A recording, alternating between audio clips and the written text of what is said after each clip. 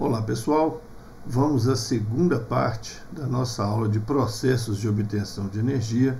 Agora falaremos aí sobre os processos heterotróficos. Se você ainda não assistiu a primeira parte, assista, porque ela é importante, contém conceitos importantes para facilitar o entendimento dessa aula, tá? Assiste aí no nosso canal, curte aí, certo? E vamos aí a esse novo assunto.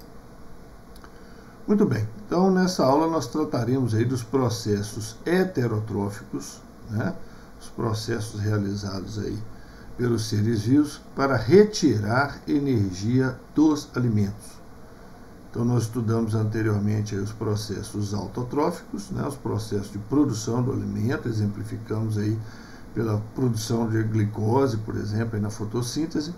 Então essa energia que foi armazenada aí nos açúcares, né, na glicose, nos outros nutrientes, ela tem que ser retirada, ela tem que ser transferida para o ATP. O ATP que a gente sabe que é a moeda energética da célula, né? Então toda hora que a célula precisa de energia, ela vai recorrer então ao ATP para o fornecimento dessa energia, né?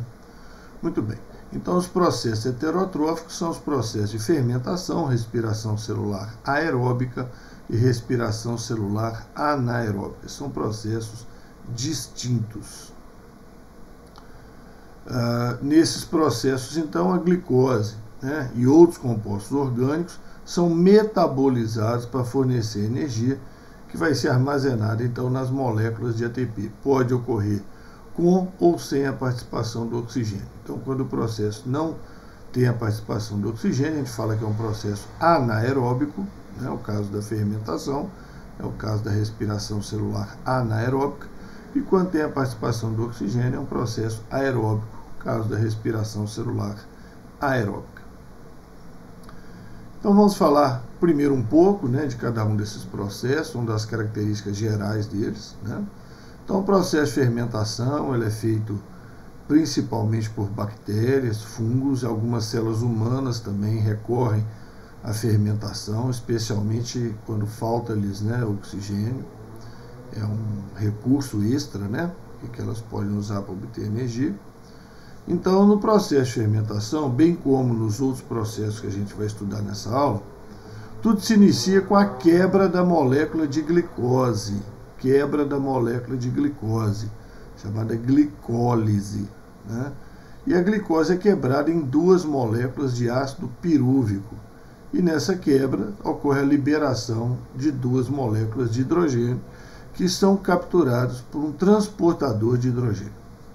Convém fazer uma ressalva, né? Essa aula, né, como a outra, né, é uma aula dedicada ao aluno aí do ensino médio, vestibulando, vai fazer o Enem, né? Não é uma aula de curso superior, aqui nós temos algumas simplificações, algumas licenças que eu uso aqui, né, para facilitar a compreensão dos alunos. Então eu prefiro trabalhar com os ácidos, né, que fazem parte do metabolismo, com o nome deles como ácido, que é essa terminação ico, né? Então ácido pirúvico. Enquanto que na célula, né, dependendo do pH da região da célula, esse ácido pode se apresentar como ácido ou pode se apresentar como sal. E aí quando apresenta como sal, a terminação é ato, né? Então não se assustem, né, se estão ouvindo falar ácido pirúvico, em outros locais vocês leem piruvato, né?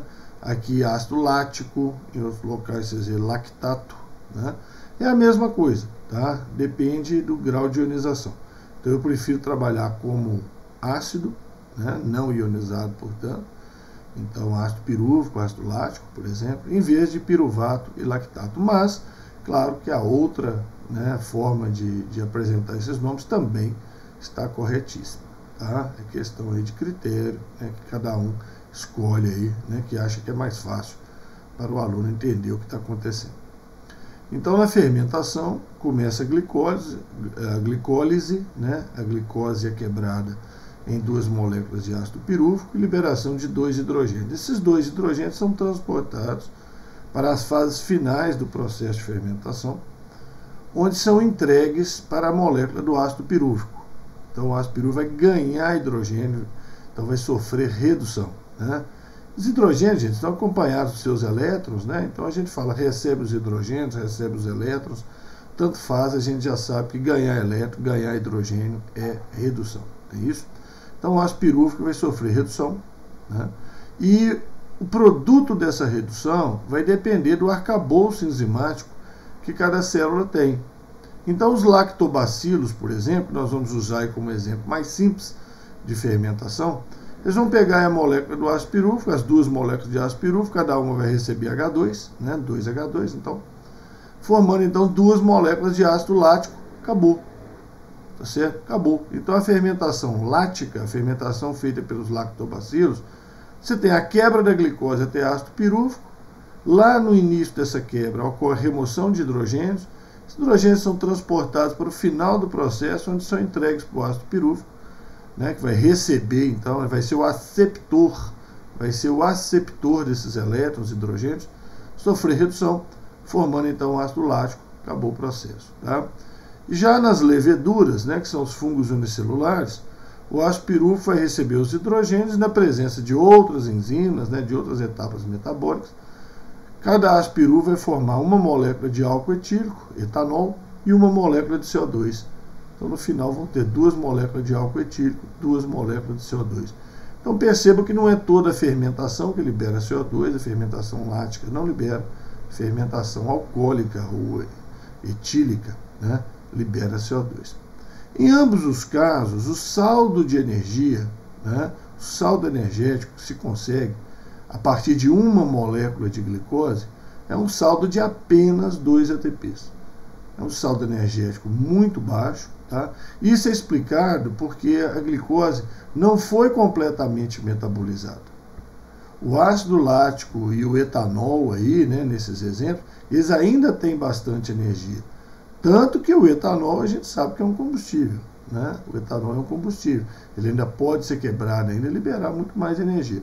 Mas esses organismos só obtêm 2 ATPs, então, por essa via metabólica da fermentação. Tá? O saldo energético.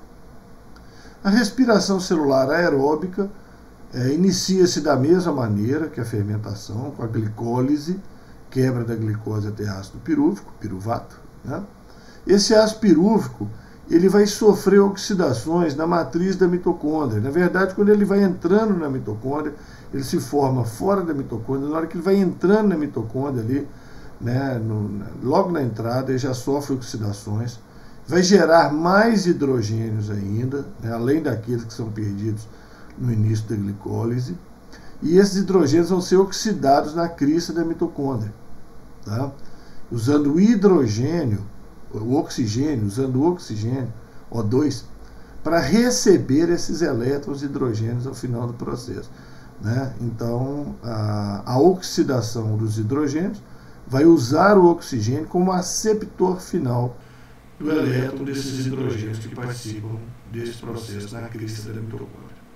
A equação da respiração celular aeróbica está aí. Observem que é a equação da combustão completa da glicose. Né? A combustão completa, então, vai liberar mais energia do que a fermentação. E é a mesma equação da fotossíntese, porém invertida.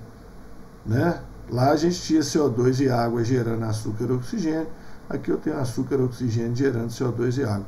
É a mesma equação invertida. Guardou uma, automaticamente você sabe a outra. Né? E aí nós vamos ter um saldo energético superior a 30 ATPs. Tá? A gente pode até fazer uma continha aqui otimizada, né, que vai gerar um saldo energético de 38 ATPs, mas existem variantes aí no processo metabólico, às vezes dá menos ATPs. Então geralmente é 34 para cima. Os livros de bioquímica hoje preferem falar simplesmente saldo energético de 30 ATPs. Tá? Bactérias aeróbicas existem, bactérias não têm mitocôndria, né, como a gente sabe, são células procariotas. Então não existem etapas de respiração dentro de mitocôndria. Então todas as etapas da respiração vão ocorrer no hialoplasma, na parte líquida do citoplasma, né? E também na face interna da membrana plasmática, da membrana celular.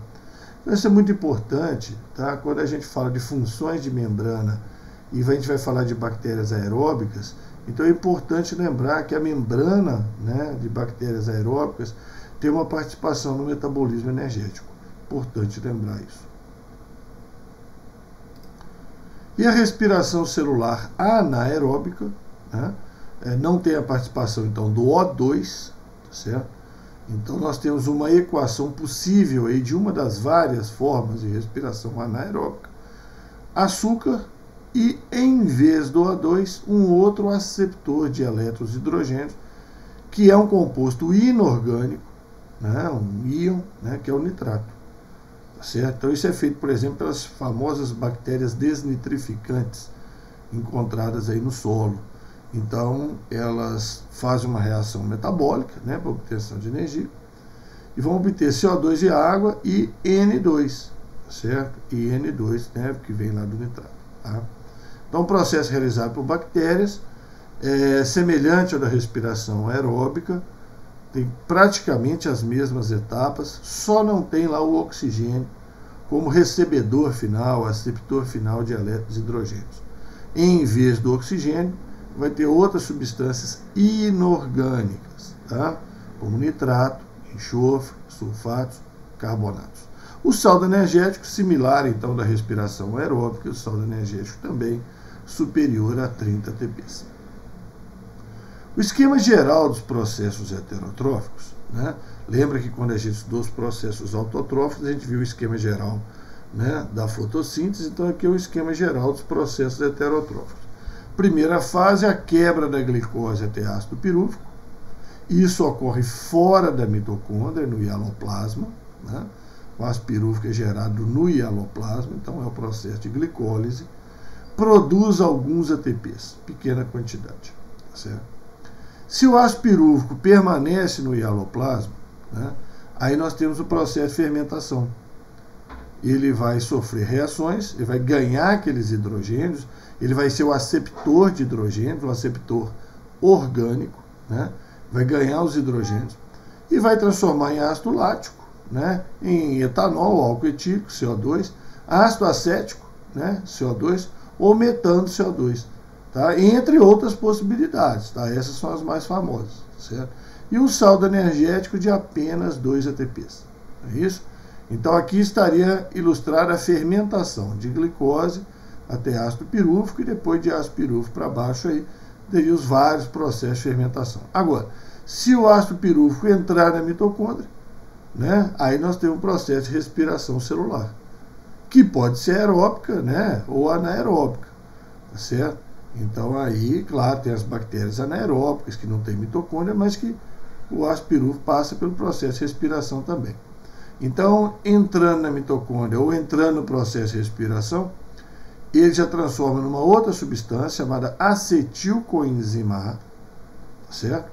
E ele vai participar de um ciclo de reações chamado ciclo de Krebs, ciclo do ácido tricarboxílico, ciclo do ácido cítrico, mesma coisa, tá? Nessas passagens aqui, ó, nessa primeira passagem aqui, ele perde carbono na forma de CO2.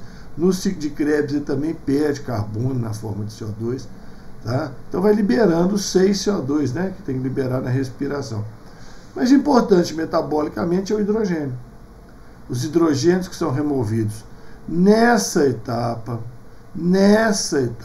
e aqui no ciclo de Krebs, tá? Tem hidrogênios removidos em outras etapas também.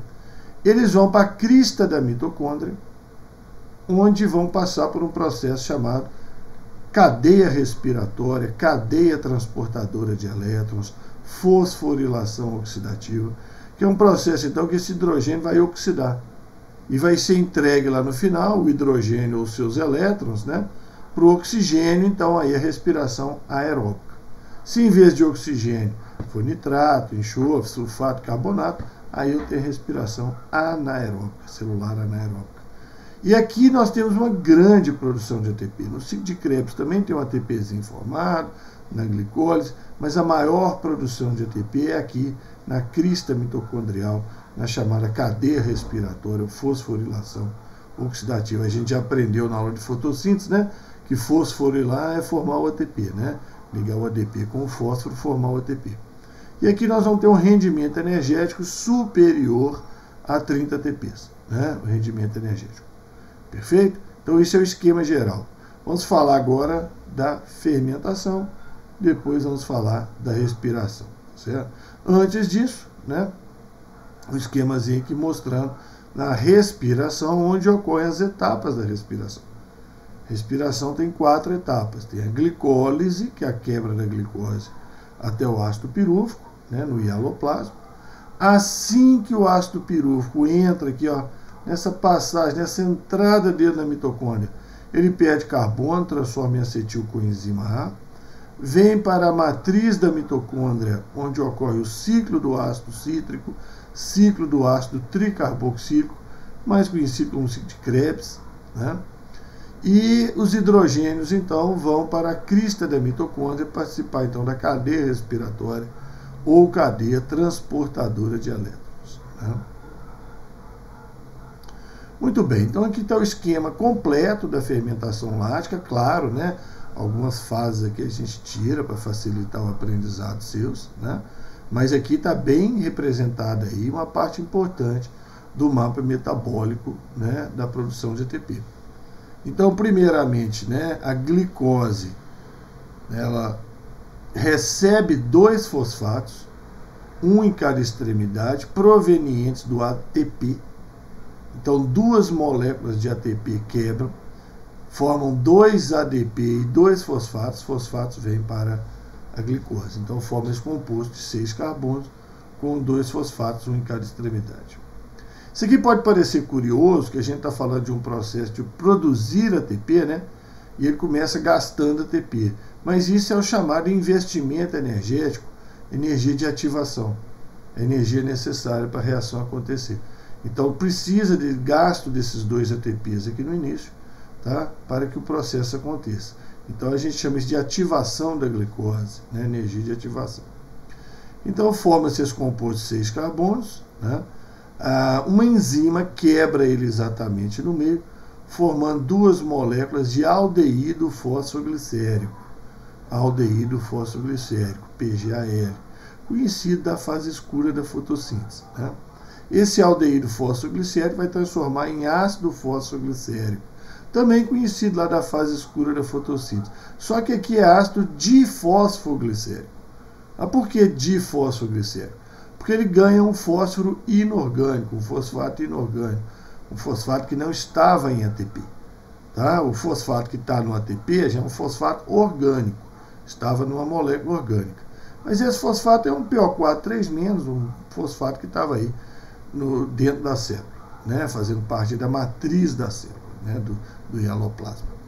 Então ele ganha um fosfato, então por isso que vira difosfoglicérico, né? Então o aldeído virou um ácido carboxílico, uma oxidação, né? Uma oxidação aqui pela remoção de hidrogênio. Então um composto transportador de hidrogênio, que é o NAD. O NAD é parente, né, daquele NADP lá da fotossíntese, né? Lá era nicotinamida adenina dinucleotídeo fosfato, aqui é só nicotinamida adenina dinucleotídeo. O NAD, então também o que? Vitamina B3, nicotinamida, tá certo? Então é a coenzima, é uma enzima que faz esse processo. Todas essas reações são catalisadas por enzimas, tá? Então o NAD remove 2 hidrogênios e guarda esses 2 hidrogênios. Do outro lado a mesma coisa, então formando o ácido difosfoglicérico. Daqui para frente começa a produção efetiva de ATP. Então o ácido difosfoglicérico vai perder um fosfato. Vem um ADP, remove um fosfato, forma ATP. Do outro lado a mesma coisa. Então o ácido difosfoglicérico transforma em ácido fosfoenol pirúvico. Usando aqui, né, as abreviaturas aí que se usa na língua inglesa, tá? Ácido fosfoenol pirúvico. Então ainda tem um fósforo. Então vem outro ADP, tira o último fósforo, transforma o ácido fosfoenol pirúvico em ácido pirúvico, né, o famoso piruvato. Certo? Aqui está a fórmula, inclusive, do ácido pirúvico. Quem é versado aí na química orgânica, então vai entender, né? Tem um grupo cetona aqui no meio, tem um grupo carboxila aqui do lado, né? Então, o ácido fosfoenol pirúvico transforma em ácido pirúvico. Então, isso é a glicólise, quebra da glicose até ácido pirúvico. E aí nós vamos ter mais uma etapa, né? Que é o recebimento daqueles hidrogênios pelo ácido pirúvico. Então, os 2 hidrogênios capturados lá no início são entregues aqui para o ácido pirúvico. Está vendo onde está CO? Né? os dois hidrogênios vão entrar lá, vai formar um grupo álcool, CHOH, um grupo álcool. Então o ácido pirúvico foi reduzido, ganhou hidrogênio, sofreu redução, transformou em ácido lático. Então isso é a fermentação lática.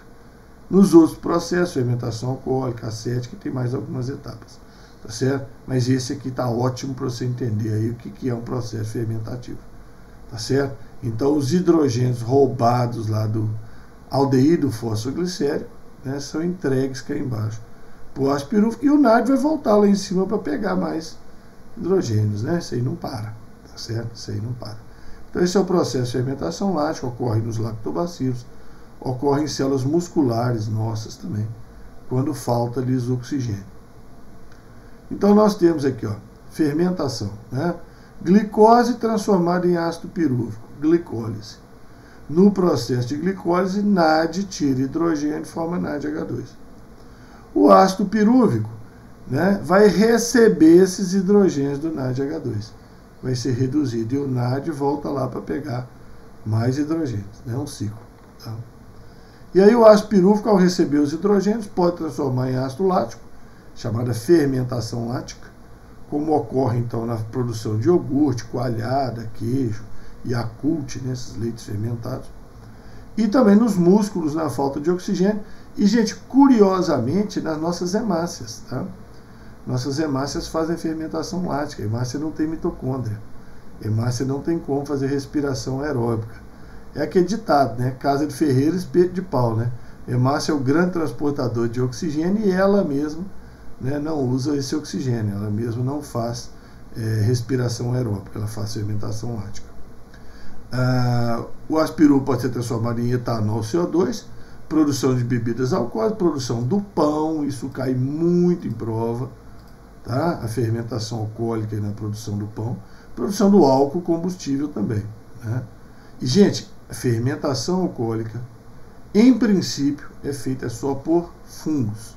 Eu posso ter bactérias geneticamente modificadas, tal, né? Mas geralmente aí na natureza, nos processos normais aí, são fungos que fazem fermentação alcoólica, tá?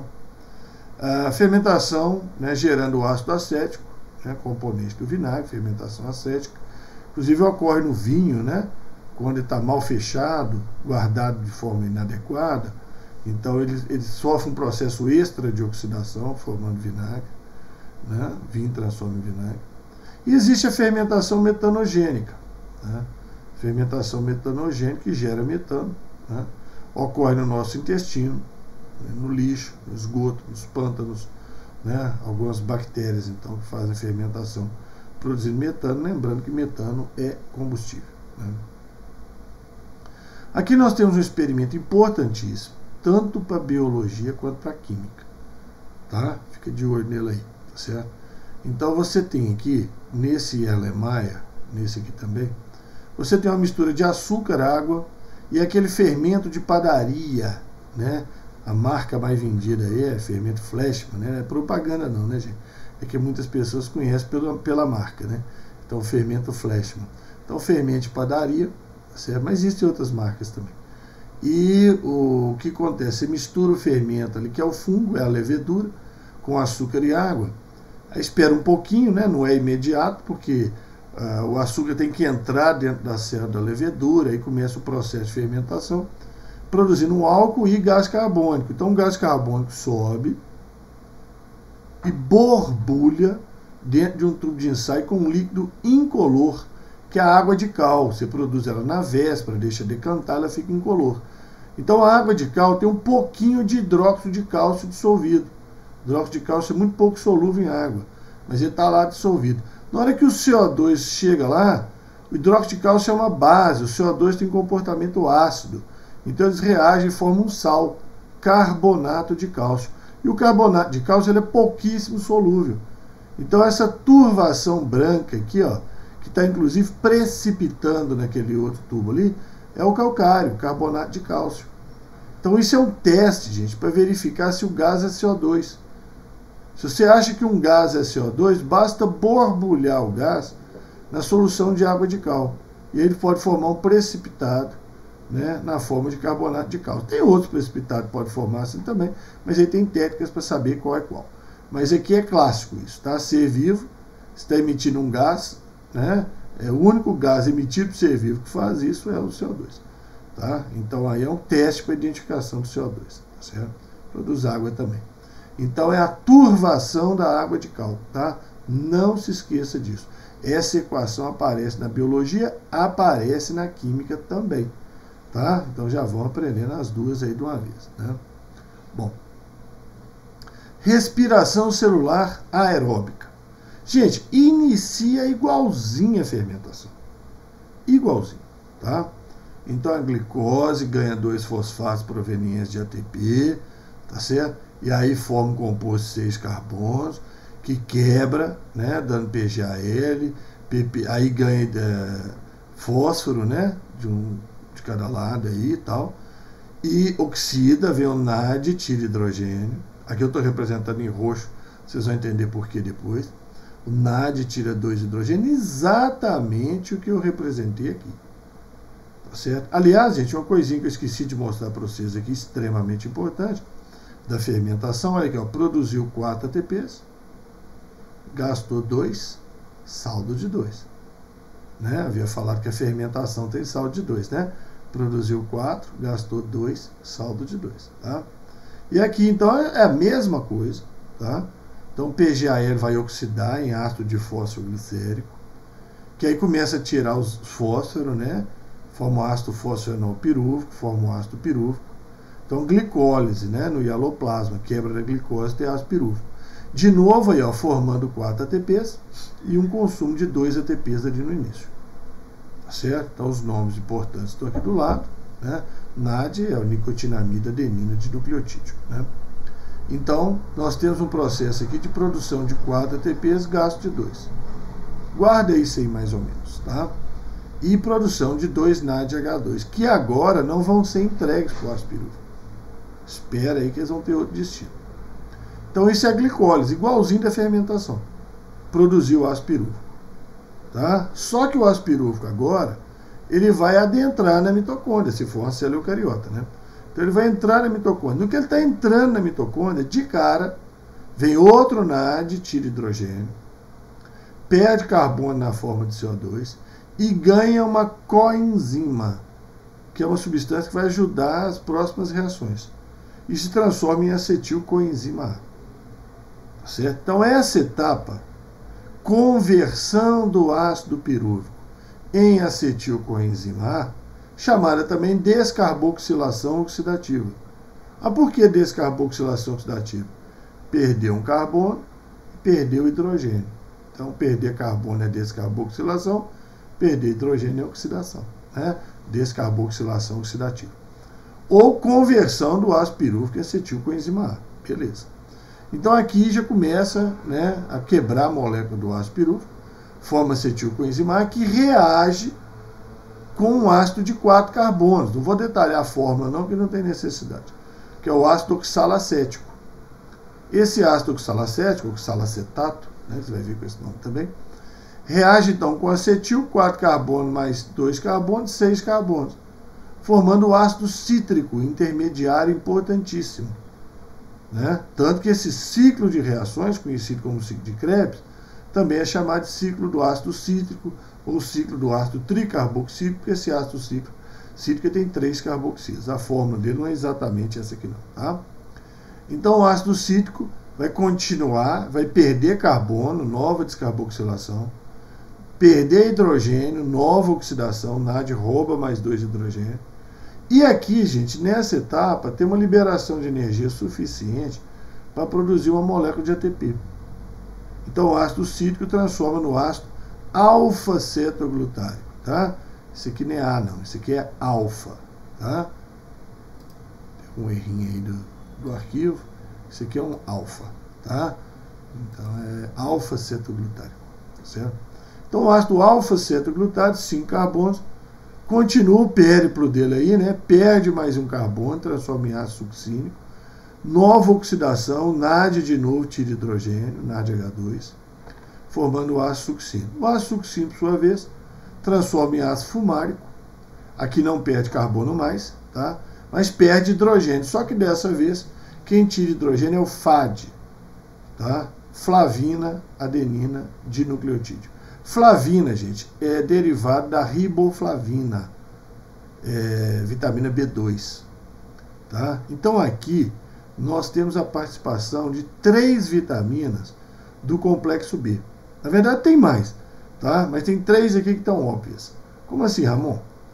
Toda vez que perde CO2, é participação da tiamina, vitamina B1. Toda vez que perde CO2 é participação da tiamina. Tá? O NAD, bom, a riboflavina B2, né? Tiamina B1, se eu falei errado aí me desculpe, tiamina B1, riboflavina B2 e o NAD, nicotinamida B3. E aqui tem participação também da piridoxina B6, tá certo? Ela participa nessa etapa aqui de cima também. Então o complexo B está participando em peso aí, menos a B12. B12 tem a ver com duplicação de DNA. Mas quando você estuda vitaminas e fala as vitaminas do complexo B participam do metabolismo energético, é isso aí que está falando. Tá? Toda vez que perde carbono é participação do B1 e NAD e FAD é B3 e B2, respectivamente. Tá certo? Bom, o ácido fumarico ganha uma molécula de água, transforma em ácido málico, e o ácido málico perde os 2 hidrogênios que ele acabou de ganhar, né? Fecha o ciclo transformando em ácido oxalacético, oxalacetato, tá?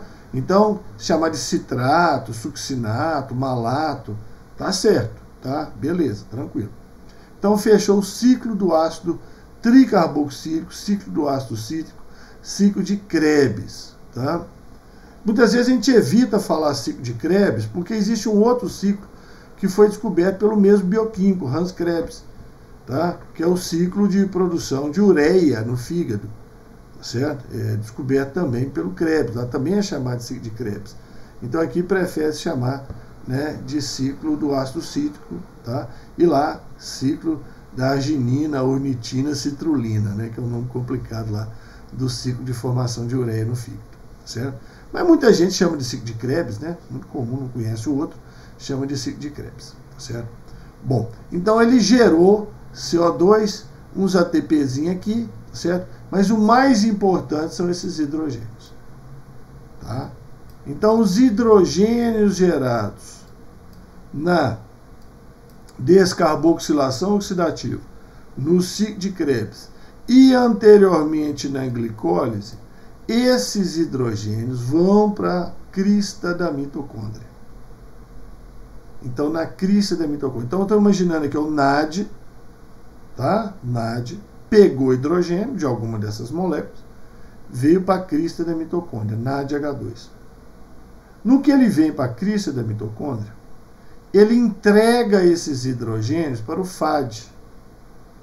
Então, NAD, nicotinamida, adenina, dinucleotídeo, entrega para o FAD, flavina, adenina, dinucleotídeo. Então, olha aqui, ó, o NADH2 vira NAD e o FAD vira FADH2. Ele faz a permuta ali, né? Então, ele perde hidrogênio, passa o hidrogênio para o FAD. Nessa brincadeira, ocorre uma liberação de energia suficiente para a produção de 1 ATP. Tá? Quando o NAD passa hidrogênio para o FAD. O FAD está carregando 2 hidrogênios. É isso? 2 hidrogênios. 2 hidrogênios, gente, vamos lembrar aqui, ó, tem 2 elétrons. Certo? Vamos imaginar aí a molécula de H2. Então, o que vai acontecer aqui agora? O FADH2, que está com hidrogênio, ele vai passar os hidrogênios para um citocromo, chamado de citocromo B. Mas o citocromo só carrega elétrons e não carrega os hidrogênios. Então o citocromo vai ganhar 2 elétrons, vai virar citocromo B 2-, e os 2 hidrogênios vão ser liberados na forma de H+. Liberados na forma de H+. Vai ter uma geração de H+ aqui, uma produção de H+ aqui. Tá? Depois a gente fala mais desses H+ aí. Então o que acontece? O NAD pega hidrogênio, passa hidrogênio para o FAD. FAD pega hidrogênio, passa elétrons para o citocromo B e libera 2H+. Deixa ele quieto aqui. O citocromo B 2- agora passa os elétrons para o citocromo C, que vira citocromo C 2-, que passa os elétrons para o citocromo A, que vira citocromo A 2-. Tá? Curioso, né? BCA. Ramon, por que não é ABC? Porque primeiro descobriram esse, chamaram de A, né? Depois descobriram que tinha um outro, chamaram de B. Depois descobriram que tinha um outro que estava no meio, chamaram de C. Então ficou BCA. Tá? Por causa da ordem que eles foram descobertos. Tem mais coisa aqui no meio, tá, gente? Eu não coloquei tudo aqui no meio, não. Tem a coenzima Q, citocromo C, C3, A, tem A3, tem vários outros aqui. Coloquei aqui simplificado. Já falei com vocês que isso aqui não é o objetivo de detalhar o extremo processo. Já está muito detalhado, né? O detalhe aqui já está muito grande. Então, NAD passa os hidrogênios para o FAD, produz ATP. O FAD passa os elétrons para o citocromo B, para o citocromo C, para o citocromo A. Entre os citocromos também produz ATP. Então, cada NAD que vem aqui, ó, leva a produzir 3 ATPs. Cada NAD, 3 ATPs. E no final, uma enzima chamada citocromo-A-oxidase passa os elétrons para o oxigênio, que é o recebedor final de elétrons, o aceptor final de elétrons. Aí vira O2-. O O2- junta com o H+, forma água. Então, por isso que tanto faz eu chamar ele de aceptor final de elétrons. O aceptor final de hidrogênio vai dar na mesma. Tá? É ele. Então, por isso que é respiração aeróbica. Então, meus queridos, se em vez de oxigênio aqui, ó, fosse enxofre, vizinho dele na tabela periódica, né? Mesmas propriedades semelhantes, né? Logo abaixo dele na tabela. Nitrato, sulfato ou carbonato, então, se em vez de oxigênio fosse enxofre, nitrato, sulfato ou carbonato, eu teria respiração celular anaeróbica. O resto é tudo igual. Tá? O resto é tudo igual. Então, essa é a diferença de respiração anaeróbica para fermentação. Tá? Essa enzima citocromo-A-oxidase, ela é inibida por algumas substâncias como cianeto, tá? Que vem do HCN, também pelo H2S. Daí as intoxicações e mortes, né? Quem respira HCN ou ingere cianeto, né? Intoxicação por causa disso, né? Um veneno importantíssimo, tá certo? Popularmente chamado de cianureto, né? Então inibe aqui o transporte de elétrons na cadeia respiratória, tá? Provocando a morte da pessoa. Bom, então aqui nós já temos uma condição de fazer um balanço energético, né? Quanto que deu de saldo de energia aqui, tá? Então vamos com calma. Então vamos entender o seguinte: toda vez que o NAD pegar hidrogênio, 1, 2, 3 ATPs. Ele vem para a cadeia respiratória e produz 3 ATPs. Ô Ramon, mas teve uma hora que o FAD que pegou hidrogênio. Teve. Então, como é o FAD que pegou hidrogênio uma hora, ele perdeu a chance de produzir esse ATP. Vai produzir só esses 2 aqui para frente. Tá certo? Então, quando o NAD pega hidrogênio, produz 3 ATPs. Quando o FAD pega hidrogênio, produz 2. Então, vejamos, olha só. Gastou 2 lá no início, deixa quieto. Vamos pegar esse lado aqui, ó, que dá um ácido pirúvico, que dá uma descarboxilação, um ciclo de Krebs, e depois vamos dobrar, né? Porque são 2 lados, o que também gerou ácido pirúvico, o que também vai dar a mesma coisa. Então vamos pegar um lado e vamos dobrar, tá? Olha aqui, ó. 2 ATP sem precisar de cadeia respiratória. Mais 1 ATP sem precisar de cadeia respiratória.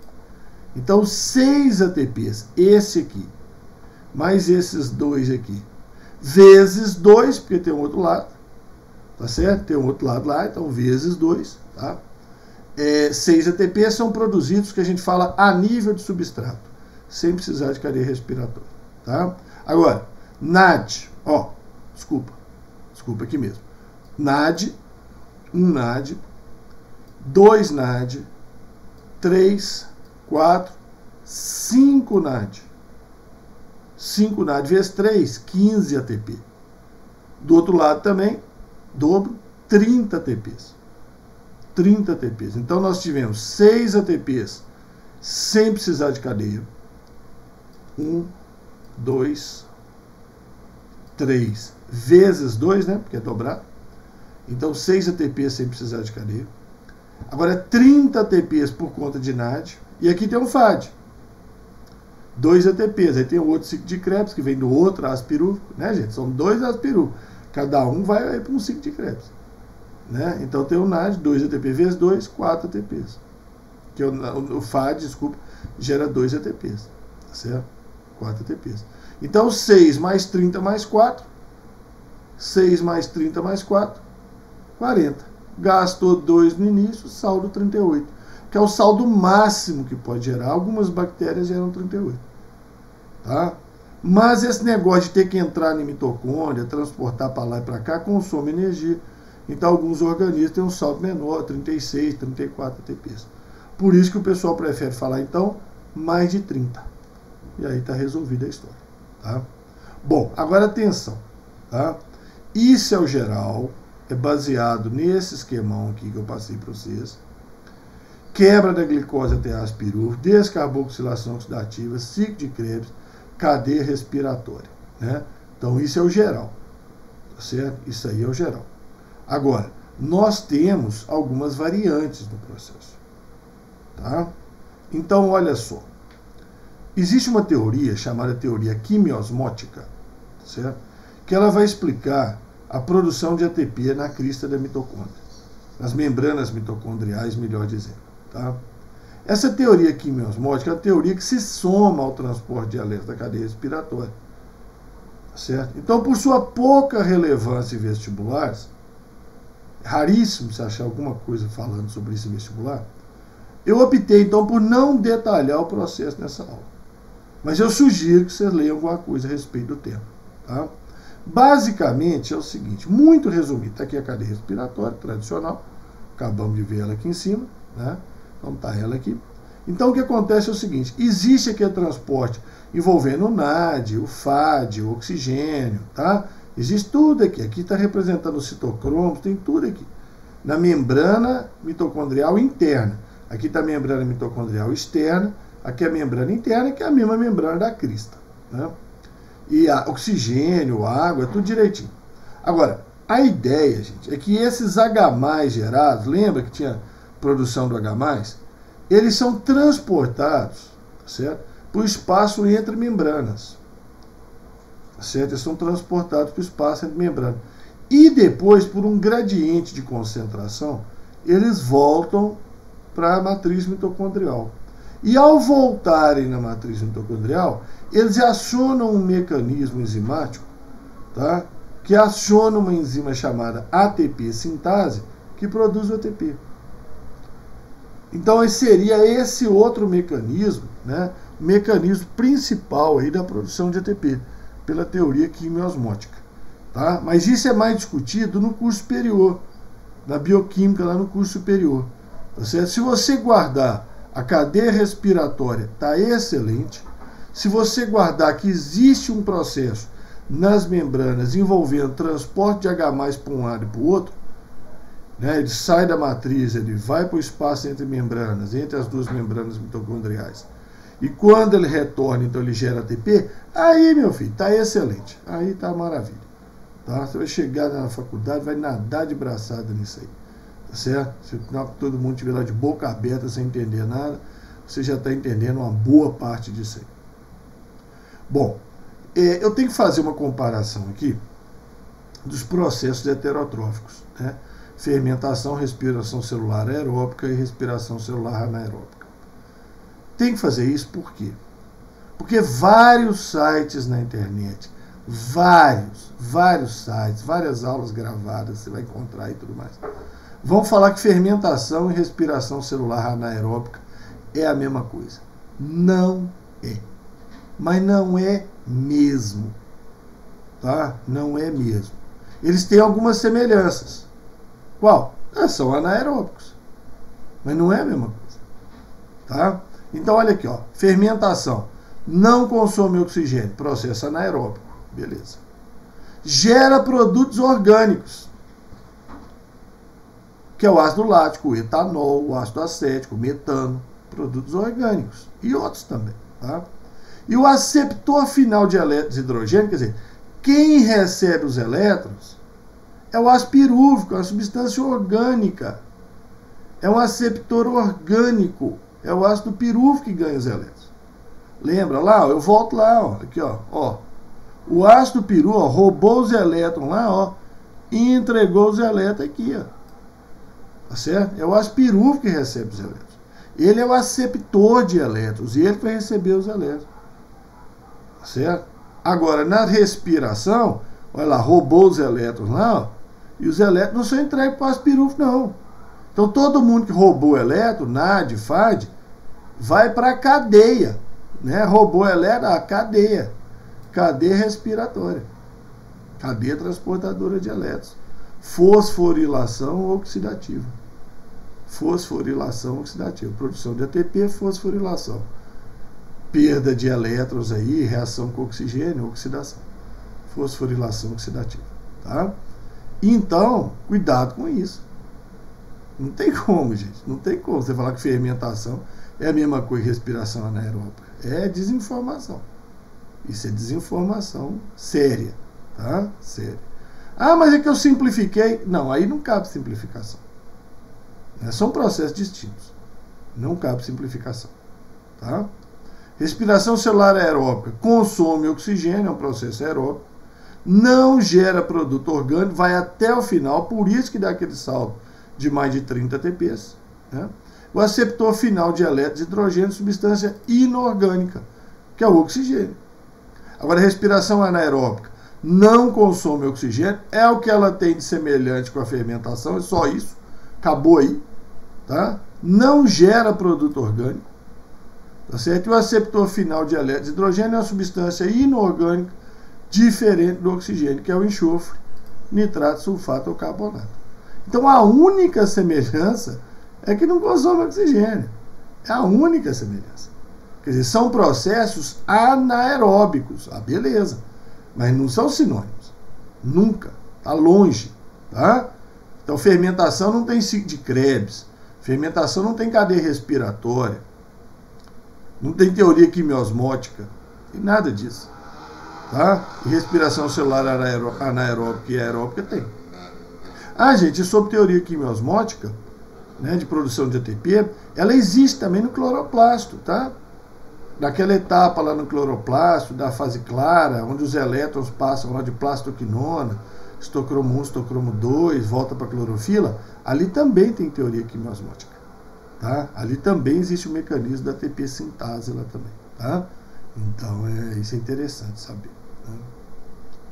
Gente, aqui é uma coisa muito interessante, que é a integração de via metabólica.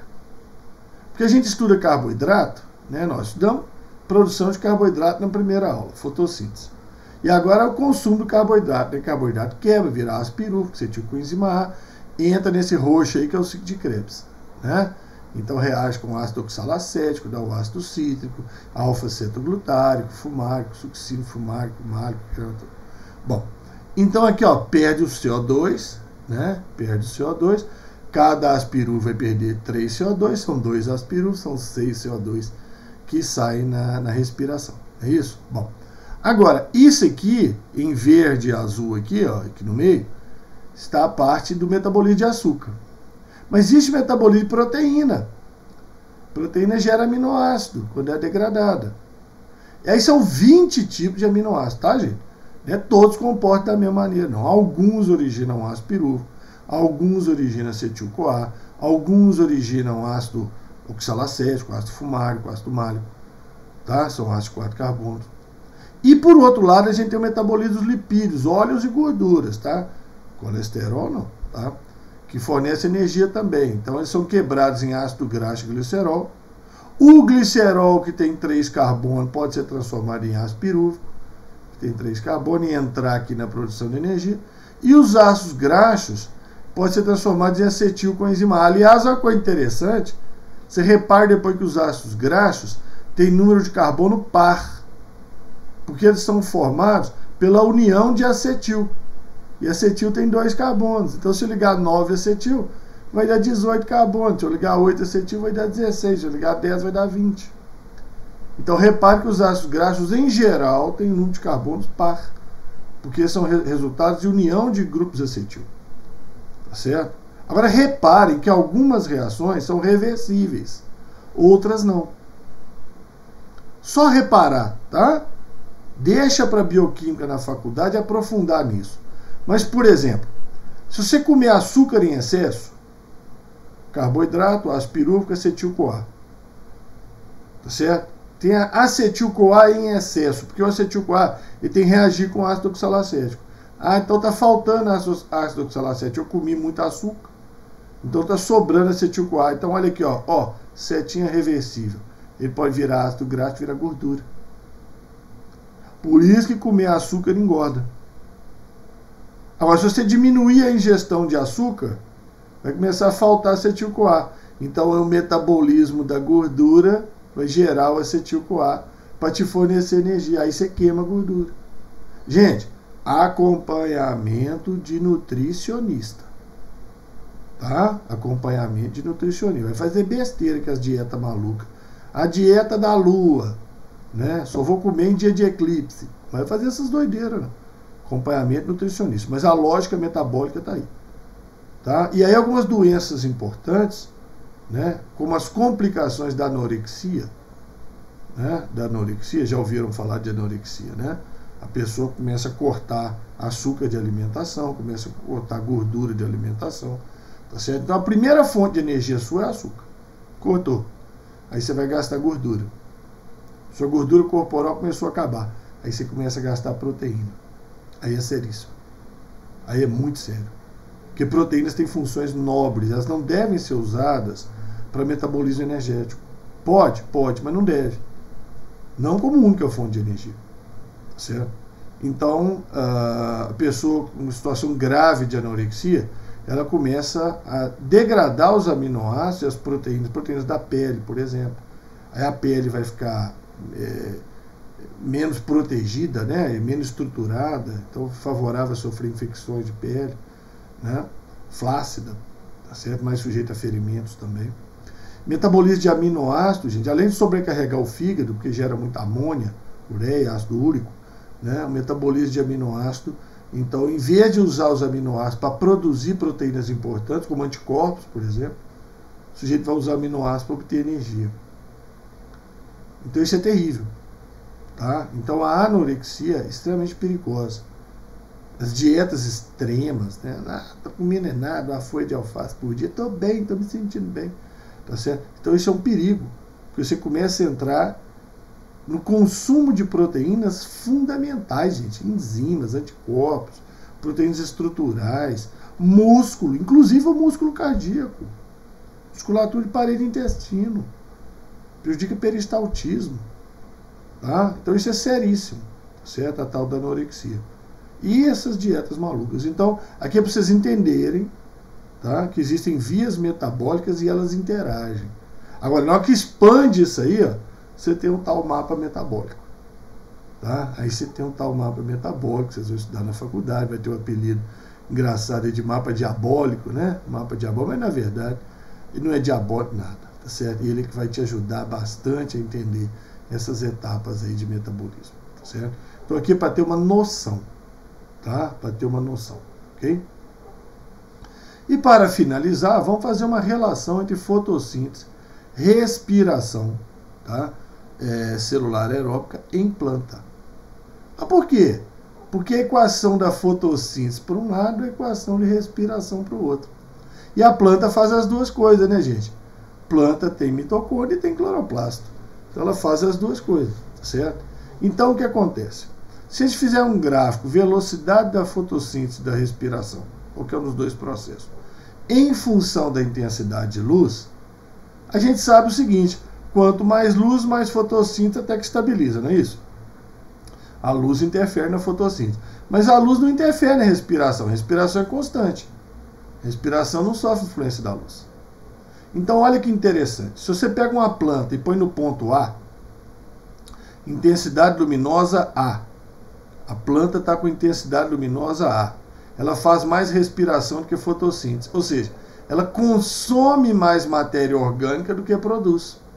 Então ela morre. Agora, se você põe a planta no ponto C, ela faz mais fotossíntese que respiração. Então ela produz mais matéria orgânica do que consome. Então ela cresce. Ela sobrevive e cresce. Aí se eu botar no ponto B, Ramon, o ponto B é o chamado ponto de compensação fótico. É onde a velocidade de fotossíntese é igual à velocidade de respiração. Então se eu achar a intensidade luminosa exata, onde a velocidade de fotossíntese é igual à velocidade de respiração, e deixar a planta lá, ela morre. Mas não deveria, não. Morre. Por quê? Porque ela não gera reservas. E a planta precisa de reservas. Plantas, não estou falando de um processo metabólico isolado no laboratório, estou falando da planta. Ela precisa de reservas, como você também precisa de reservas. Tá certo? Então cai uma folha, como é que ela vai repor? Para produzir flor, fruto, semente, ela vai tirar energia de onde? Ela precisa de reservas, ela precisa fazer mais fotossíntese que respiração. Tá? Então a planta não pode ficar no ponto de compensação fótico indefinidamente. A planta tem que estar acima do ponto de compensação. Tá? Então em A e B a planta morre, em A ela morre mais rápido, claro. Tá certo? Mas em B ela morre também. Tá? E em C a planta sobrevive, cresce, etc. Tá? É onde a planta precisa estar. Daí nós temos a planta de sombra e a planta de sol. Ah, mas como é que a violeta, né, que é uma planta de sombra, ela se dá bem dentro de casa? Dentro de casa tem pouca luz. Dentro de casa tem pouca luz, mas o ponto de compensação fótico dela é baixo. Aqui, ó, nesse ponto A, essa planta aqui morreria, né? Um pouquinho acima aqui, ó, sobrevive, não é isso? Um pouquinho acima sobrevive. Não, desculpa, morre ainda, né? Aqui morre, tudo aqui morre. Esse trecho todo aqui, a planta morre. Certo? Todo esse trecho aqui, a planta morreria. Certo? Então, nesse ponto A. Veja que a violeta, aqui, ó, ela sobrevive, ela faz mais fotossíntese que respiração. O ponto de compensação fótico dela é baixo. É preciso de pouca luz para ter mais fotossíntese que respiração. Tá? Então ela sobrevive em lugar sombreado. Por isso que ela dá bem dentro de casa. Ela, algumas samambaias, avencas, algumas plantas aí se dão bem dentro de casa. Tá certo? Agora, você tem planta que precisa de sol. Ela estiver na sombra, ela morre. Ela não gosta de sombra. Tá? E aí nós temos, por exemplo, os cactos. As crassuláceas, como essa aqui, por exemplo. Né? O pessoal chama de suculenta. Não é isso? Então o ponto de compensação fótico dela é muito alto. Certo? Então, ela precisa de muita luz para estar acima do ponto de compensação dela. Aqui ela morre, aqui ela morre, aqui ela morre. No ponto de compensação ela morre. Né? Então aí é o caso das plantas de sol. Elas precisam de muita luz. Né? Plantas da caatinga, muitas plantas aí do cerrado, não suportam luz. Grama, gente, a maior parte das gramas não suporta a sombra. Elas precisam de muita luz. Elas precisam de muita luz. Planta de cerrado aí, caatinga, né? Precisa de muita luz, muita. Então grama está nesse meio. Já viram praças onde você tem árvore, e embaixo da árvore tem um gramado, morreu, secou tudo? Porque ali está inadequado, grama não dá ali. Tem que ter outro tipo de vegetação, que a gente chama de vegetação de subbosque. Vegetação de subbosque. O que é vegetação de subbosque? São plantas que suportam pouca luz, são plantas de sombra. Então tem várias, tá? Tem várias aí. Né? E algumas cidades usam, outras não. Então muitas vezes você vê aquela praça bacana, tem uma árvore, debaixo da árvore um terreiro danado. Está errado, não pode, não deve. Tá certo? Você tem vegetação que suporta aquilo ali. Tá? Agora é vegetação que não suporta pisoteio também, né? Não é vegetação que dá para você ficar andando em cima. Grama é vegetação que suporta pisoteio. Uma coisa errada é aquela expressão, não pise na grama. Né? Grama é a vegetação que suporta pisoteio. Mas se tem uma praça e as pessoas estão pisando na grama, é porque elas precisam cortar o caminho por ali, porque ali é o caminho mais curto. Vai outra dica para os arquitetos, para os engenheiros aí. Quando você for projetar uma praça, faz uma plantaçãozinha, não planta nada, deixa ver onde que as pessoas passam primeiro. Por onde que as pessoas atravessam aquela praça. Antes de plantar, antes de fazer qualquer coisa. Certo? Plantar gramado, tá? A árvore deve ser a primeira coisa que você tem que plantar. Pro dia que você inaugurar a praça, as árvores já pegaram, estão grandes, dando um pouquinho de sombra, etc. Tá certo? Mas gramado é a última coisa que você vai plantar. Porque você vai decidir os caminhos é ali. onde que a pessoa passa, onde que está mais pisado, ali que é o caminho da pessoa, ali você vai fazer o caminho da praça. É o natural, gente, é o orgânico da praça. Não adianta você forçar. Aí o que é que o sujeito anda na praça em zigue-zague? Não vai andar. Ele vai pisar na grama, vai pisotear, pisotear, pisotear. Aí a grama morre. Mas um pisadinho ou outro aí, ela resiste. É a única vegetação que resiste. Pisoteia a grama. Outras não resistem. Tá bom? Bom, então aproveitando aí, falando dessas coisas aí, do ponto de compensação, fica esperto em relação a isso, tá? Coisa importante, tá certo? Plantas de sombra, plantas de sol, né? Com isso, então, a gente fecha aí essa parte dos mecanismos de obtenção de energia, aula 1, aula 2. Se você só assistiu essa, dá um jeitinho de assistir a outra, tá?